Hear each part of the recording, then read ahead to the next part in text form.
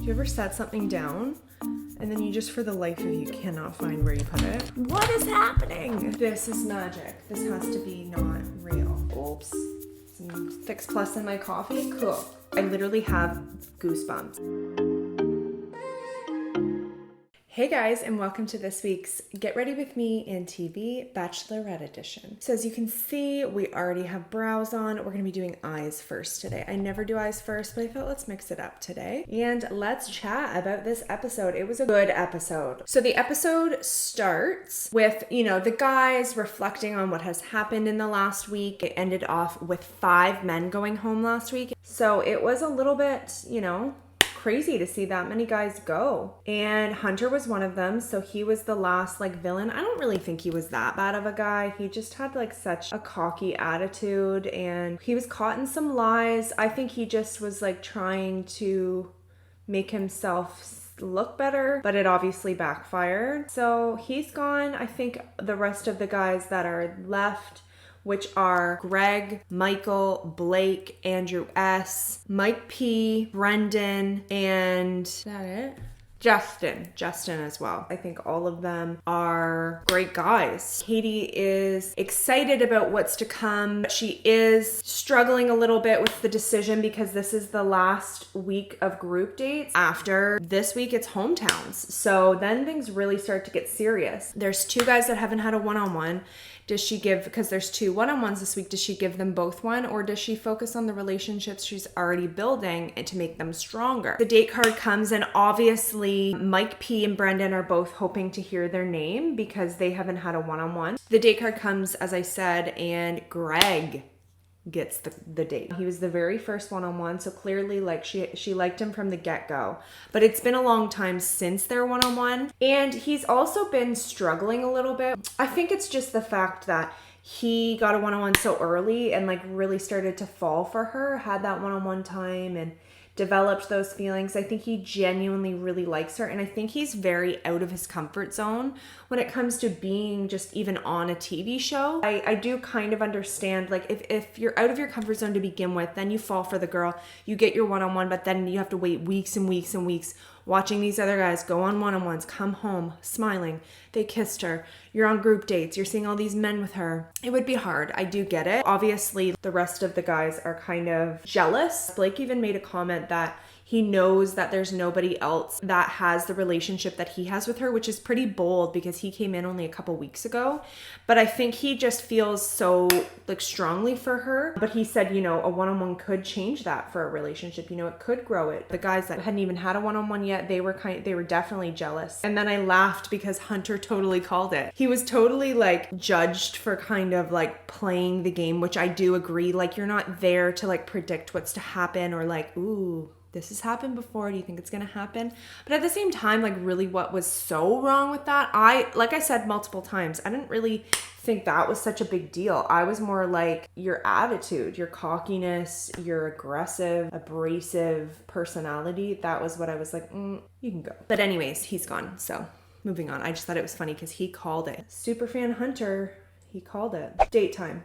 So Katie has dates set up. Their first date, they went fishing. She shared that was really important because her and her father used to do that all the time. And obviously he's passed. And, her and Greg both can really relate and connect on the fact that they've both lost their father. So I think that's also a big reason why she's connected with him, because he has a better understanding for her. So she sets up this little market and some stuff from her hometown in Seattle, so he could kind of experience it a little bit, which I thought was really cute. They're having fun, they're being goofy together. It was just cute. They were cute. It was they looked like a real couple, and they looked like they were actually dating, going to the market on a Saturday morning, and they played football together. They are just so cute. I've liked him from the get-go. Multiple times in this episode, I'm I don't know if I could choose. And I'm sitting here on my bed in my pajamas watching a TV show. How could you choose when you're actually dating these men and developing feelings? I feel like she has probably the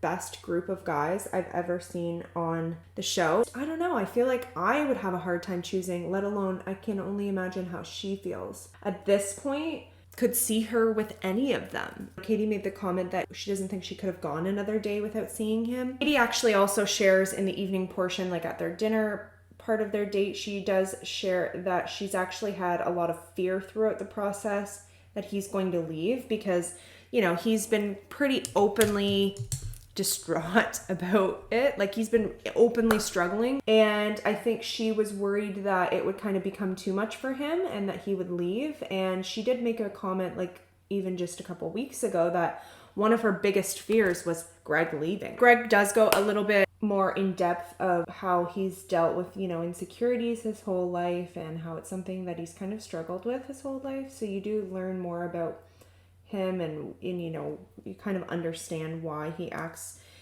that way. He does share, you know, he dealt with bullying. He wasn't always, you know, a popular kid. After losing his dad, he really has kind of always had his guard up and not really let anybody in. So yeah, I just really think that we kind of got a better understanding for him this week, and she's just so into him. Greg also says that if he makes it to hometowns next week, he is really, really excited to bring the girl he is falling in love with to meet his mom. And so he says that he's falling in love with her. And Katie doesn't say it back, but she says, you know, I hope you know how I feel about you. I think she's keeping kind of her cards close to her chest because she's probably going to have a really hard time, as I said, deciding since she has so many incredible men there. And the night ends on them going outside, and she's like, it wouldn't be Seattle without rain. And they actually like somehow, they must have like sprinklers or something, but it's like coming from above, like falling. It looks like it's raining, but it's like they created it. So it was really cute. They're running in the rain and they're kissing. So it was a really, really sweet date. I think they really, really grew closer together, got a better understanding for each other. And she does give him the rose. So he will be going to hometowns. So she will be meeting Greg's family. I definitely could have called that. I'm not surprised by that. The other thing that I really, really like about their relationship is that like she just seems, and she's, I think, just really like laid back. Like she showed up in the date in just literally jeans and a t-shirt, and like not only just a t-shirt, like it was like a baggy kind of boyfriend style t-shirt, and she still looked great, but it's just most bachelorettes are literally dressed to the nines the whole time. And so it was kind of cool to see her just being 100% herself. Do you ever set something down and then you just, for the life of you, cannot find where you put it? I literally just set it down somewhere here. What is happening? This is magic. This has to be not real. Ah, there it is. So back at the house, the guys are still struggling with, you know, how Greg got the second one-on-one, the men that didn't get one. You know, I think they're really starting to sweat it a little bit. So Michael's talking to his son. He's just such a little cutie. And I remember seeing in the preview that his son says, maybe daddy doesn't want to see me, because obviously it's probably the longest he's been away from his son. So I thought that was coming, but he didn't say that. So I have a feeling that's going to be a big part of Michael's journey, like in the future weeks. Does he leave because of this whole scene with his son? I'm not sure, but he really seems like such a good dad. He seems like he's goofy and, you know, really, really sweet with his sons. That was just so cute. I had to mention that. I don't know. It was just, I love to see a dad with their son. Like, it's just such a cute thing. So, anyways, group date card comes and guys are questioning, like, now there's two guys that haven't got a one-on-one. So one guy won't be getting one. And it's between Brendan and Mike P. But then the question, like, I was like, is she just going to give another guy that's gotten a one-on-one, like another one? Or is she going to give one of the guys? So it was a little bit like kind of nerve-wracking. And whoever's not on the group date will be getting a one-on-one. And so obviously Brendan and Mike P, but really all of them were just hoping not to hear their name. Justin, Andrew, Blake, Michael. So all the guys other than Greg, who's had a one-on-one, won't be getting another one. So it's just between Brendan and Mike P. So she calls or whoever was reading it calls Brendan's name. So Brendan is the one guy that won't be getting a one-on-one. So he's clearly upset, disappointed, obviously. So he kind of like storms out and he actually goes to Katie's room. And I was kind of like, good for you. Like, I feel like a lot of people just sit there, like the people that don't get a date or like something happens where they're disappointed, like they just sit there and mope about it. But like, good for you to like just go and talk to her. Like that's what normal people would do in a normal life setting. He also had made the comment before the date card was read that he doesn't know if he could go to hometowns without a one-on-one. Like, why would you want to introduce somebody to your family that you haven't even had a date with? Sorry, my memory card got full. Had to transfer some stuff over. So in the meantime, I did my lashes and primed my face.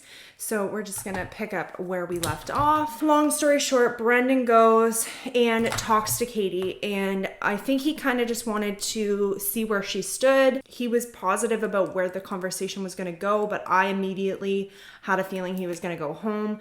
I mean, she's not giving him a one-on-one. You don't really see them a whole lot.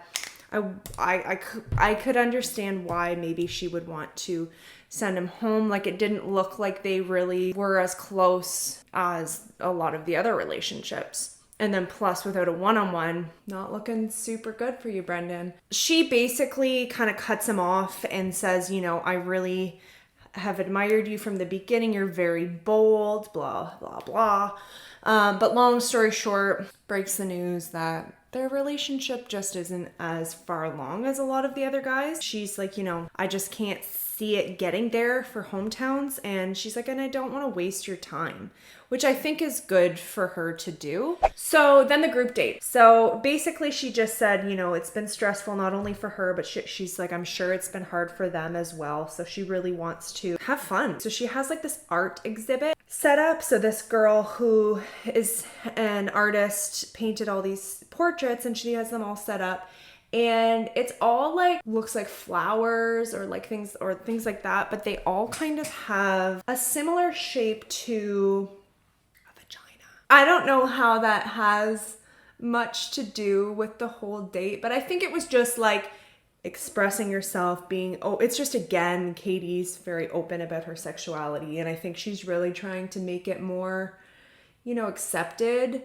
So she really, I think, wanted to really put it out there while she was on the show. Anyways, so basically the date is that the guys have to create a painting to express to Katie how they feel. It was just kind of funny. Like, the date just was a really like lighthearted, really funny. But imagine being on a date with 3 other guys who, you know, she has a real like strong relationship with. That would be not only difficult for her, but for them as well. Like, she, while they're painting, goes up to Andrew and is talking to him, and he's like, I need some inspiration, and she like kisses him, and not just like a little peck, like she like kisses him.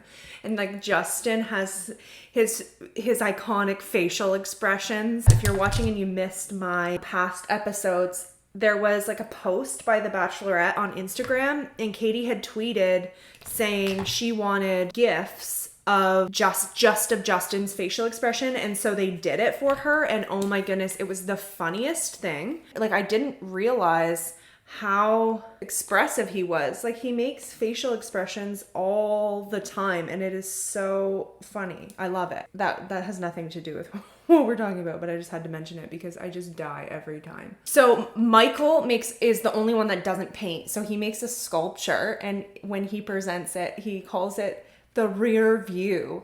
I died. And it's kind of funny to see Michael in more of like a goofy kind of laid back setting. I don't know why. Maybe because he's older, maybe because he's a dad. I just, for some reason, like, see him as more like reserved, and I don't think he really is. Like, I do think he has a sense of humor and stuff, but I don't know, for some reason I just didn't see him doing what he did. He like sculpted a butt. So I think he really took on the whole like sexual part. Justin is an artist, so I was like expecting something really cool. Now, I'm sure they didn't have a whole loads of time, so that's probably another reason why he didn't do anything too fancy. But it's funny because there was like this picture of a beautiful rose in the center, and it was like done really well.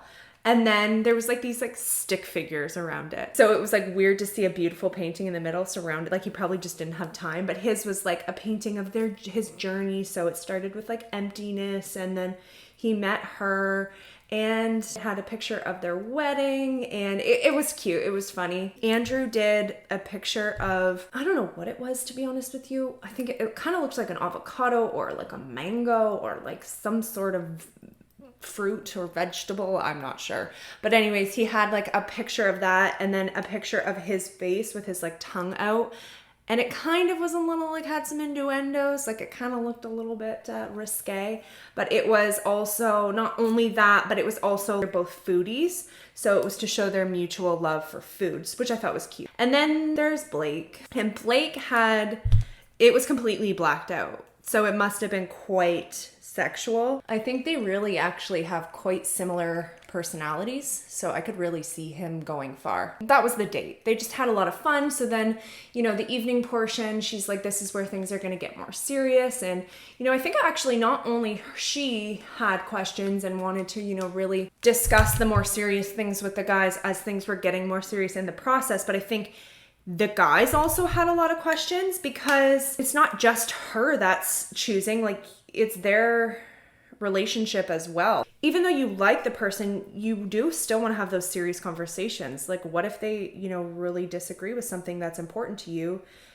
You don't want to find that out after you get engaged. So Blake's quite confident.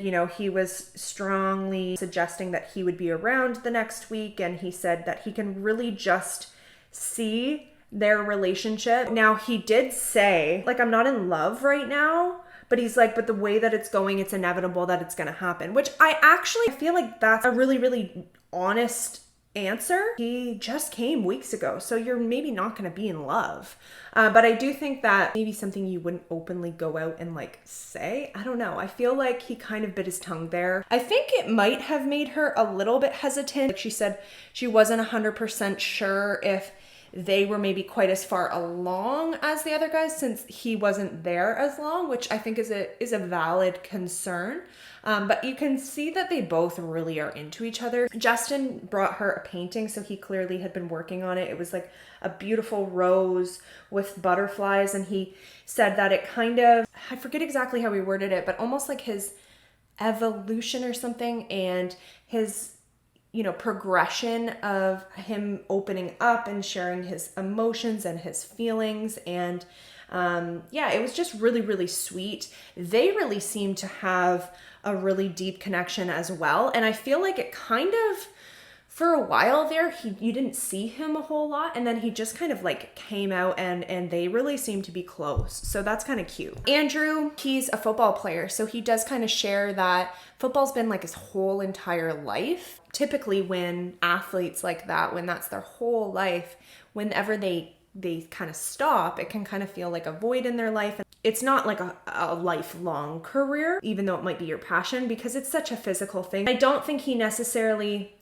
was saying he wanted to be done yet, but I think he was more sharing that he would be willing to quit for a more stable life, for a relationship. And she was very supportive. She said, I would want to, if I was with you, I'd want to encourage you to do it as long as you wanted. And if that meant that we had to put off a family because the life wasn't stable yet, then she's like, then we would do what we have to do. I admire her, as I said, like, and she's kind of like this with all the guys.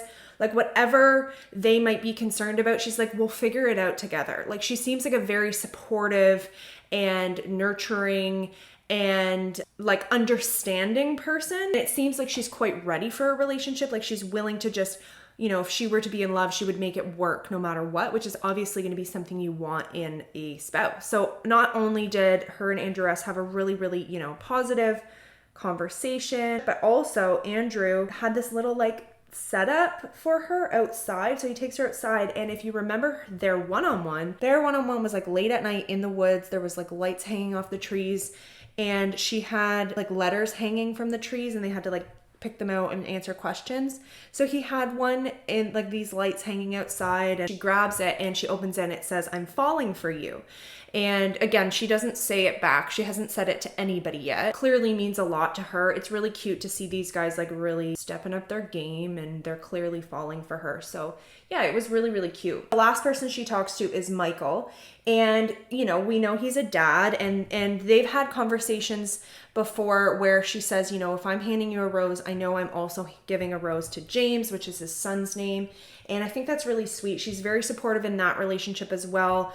like that's a big responsibility, getting into a relationship with somebody who has a child that's not yours. And so I think he was a little bit, he was going into the evening wanting some clarity as to whether she thinks she would be ready for that. And she basically right off the bat kind of gives him a solid, answer and kind of exactly what he was looking for. So she says that she really could see their life together, could see her life with James too, like his son. Like she could really see them being a family, which I think is exactly what Michael kind of not only wanted to hear but needed to hear, because you probably don't want to waste your time with somebody that you aren't sure if they're gonna want to kind of be a mom figure. Not that she would be his mom, but that she'd have to kind of take on the responsibility. So obviously this rose is super, super important. This is the last rose before rose ceremony. So whoever gets it is making it to hometowns, which is clearly very important. So I think Andrew thought he was gonna get it because clearly that was like a really sweet thing. She gave it to Michael. I was happy for Michael because again, I like him. But I was kind of sad for Andrew because he really went out of his way that night to like make her feel special. So I think it was kind of a bit of like a punch in the gut. So then it's Mike P's one-on-one. I think she really likes him, and she even made the comment that she never could see herself being with a virgin before, but she's really learned a lot about him, and he just seems like such a gentleman. So who wouldn't want him around? Like he seems like such a sweet guy, but she obviously is quite a sexual person and he's a virgin. So she, I think, kind of wanted to see if they could get that, physical connection as well. So she actually has a cuddle expert come in who I've never heard of that before. I feel like it'd be kind of awkward. The lady directs them with these cuddling exercises and it's kind of awkward. And the lady even makes comments in an interview that there's a lot of like laughing, which typically doesn't mean something's funny. It means it's awkward, which it did seem kind of awkward. I mean, he's probably out of his comfort zone, but also it's their first date and they're like having to sit there and hold each other. It was kind of weird. The relationship doesn't seem as far along. So I think he was like having a good time. He thought it went well, but then unfortunately she comes up to him crying. So again, it's like a Connor B situation all over again. So she ends things with him. She says, it's just, I wanted to see if we could get that whole package, the whole, connection. But she said, I just don't see our relationship getting as far as the others with hometowns coming. She's like, I don't want to waste your time or, give you any false hope or anything like that. So she does end that relationship. And even the guys back at the house were not too surprised by the fact that he was leaving. They could kind of see that they both are quite different people. I think she also really had a hard time with sending him home because he's just such a nice guy. They just weren't meant to be. And he's just so sweet. He's like, even though I won't be able to spend my life with you, don't think that I won't be rooting for you. Like he was like really supportive of her and didn't make her feel bad. Then comes rose ceremony time and they didn't have a cocktail party, which I didn't realize they weren't going to have a cocktail party. That kind of surprised me. When there's less people, I don't think she needed that. So it went straight to rose ceremony and I was like, oh my goodness. Like it was between Blake, Andrew S, and Justin, who are all my favorites. Like honestly, every single guy she has left, I think I'll be happy if they win. I feel for her because it's going to be tough. Already, obviously, Greg and Michael have roses already. So Greg got the one-on-one and Michael got the group date rose. And I thought it was going to be between Blake or Justin. That's what I wrote down. I thought that maybe it would be Blake because he said he didn't love her, or Justin because even though they seem close, I feel like you don't see a lot of conversation between them, so I thought maybe it would be him. Katie seems super nervous. She does explain that she's worried that she's going to send the wrong person home. So the first rose she gives to Blake, and I definitely didn't expect that. I thought he was going to be kind of like the last one, maybe potentially going home, but she gives it to him. So that's crazy because he came in so late. You can see they clearly have a strong connection. And then it's between Justin and Andrew S. And as soon as I saw that, I knew Andrew S was going home because you see a scene in the preview of Katie running to Andrew, and I thought that was just going to be like a positive thing, like she's excited to see him, but then I was like, nope, he's going home. That's going to be like her saying goodbye to him or something. So Justin does get the last rose, and it's like not that I didn't want Justin to get the last rose, because I do like him as well, but it's like, again, where they kind of all are great guys. So it was sad to see Andrew S. leave, and she walks them out. And he is just so upset. He's crying. She's crying. They're both upset. She explains that just the relationship isn't quite as far along as the others, which surprised me because they seem to actually be quite serious. Yeah, it was really, really sad to see Andrew go. She even said that this was the first decision she made she wasn't completely confident in. And so she probably has that what if he was the one for her. Things are, left on good terms, but not, they're both sad about it. Andrew's devastated. He thought that he was definitely going to make it till the next week. He thought she was going to meet his mom. Katie's really upset the next day. She said she feels better, but she does feel really bad and she's sad. She misses him. She's, obviously going to have some questions as to whether he was the right person to send home. She was sad, but she gets a knock at the door and Andrew is there. Andrew comes to her door and he says that he didn't want to leave it on a sad note. He said that their whole relationship had been really lighthearted and happy and positive, and they've always had fun together and they've laughed. And he said it didn't feel like them to leave it on that note, which I thought was so sweet. And I honestly think if there was nobody else in the picture, they probably could be happy together and probably live, a happy life. So I think that would be hard to leave. But I think he just wanted to kind of leave it on good terms. He hands her a letter as he walks out and he says, you can just read that when you're alone, and he walks away. So she opens the letter and she reads it. And it says, in case you change your mind, I'll be waiting. Oh my goodness. She starts to bawl immediately. She's crying. She's like, hesitates for a second and then immediately runs out the door. I literally have goosebumps. I'm like, it was intense. So she runs out the door. She's trying to find him. She's racing down the hallway. She yells his name. And this is the scene we saw in the preview. So she yells and she runs and she jumps in his arms and they hug. And at first I'm like, does this mean she's going to take him back? He says, I just wanted to let you know that you have me. So if this doesn't work out, I'm here for you. He's interested in her. And basically, if she changes his mind, he'll be there waiting, which is so sweet. And it's cute to see somebody actually fight for somebody. That never happens anymore. So it was cute to see him really put himself out there. You could see she just was maybe regretting it, didn't know what she was going to do. She's like, if I could get you to come back, would you? And he actually says no. So I think what he meant was, if you change your mind, let's get out of here type thing. He doesn't want to go back to be on the Bachelorette and then it happen again. Then him standing there and she's like, yeah, no, it's still not as good as these other relationships. If you change your mind, I'll be waiting on the outside type thing. So it was really sweet. It was kind of like closure, but then it wasn't closure because they kind of still clearly both like each other. They had a final kiss that was still quite passionate. They really had something there, but she has so many good guys. She's going to have to send some good guys home, unfortunately. That was basically the end of the episode. I think it's just going to keep getting harder for her. I know that it's supposed to be a never before ending. I don't know though, because I feel like it's all been done before. I'm kind of stumped on what this ending could be. I also have read some spoilers, so when we get to the end, I'll let you know if the spoilers were right. I will only talk about the things that we see, because I don't want to ruin it for you guys if you're not like me and look things up, because I'm so bad for that. All I have to say is I think each and every one of the guys left has a real good shot at being with her, and I think she's lucky to be with any of them because they all seem like incredible men. So it's going to be a really, really exciting next couple of episodes. We have hometowns next week. We also have the men tell all. I personally love the men or the woman tell all. I think I love the reunions of shows because it's so much drama and you get to see kind of people's opinions and they get to defend themselves. We're going to see Thomas and Hunter, maybe Cody. I don't know if he'll be there, but Aaron too, all the people that were in the drama, and hometowns too. So it's going to be, I think, lots of, really genuine connections continuing to form, the relationships continuing to blossom. And I'm excited. I'm really curious to see who she picks. From just what I personally think, It's going to be between Greg and Blake still. I think there's going to be lots of drama next week and lots of lovin', so I'm super pumped. So don't forget to guess what this look is inspired by. Last week was that gold glitter look, and it was inspired by she had like a kind of gold glitter beaded shirt.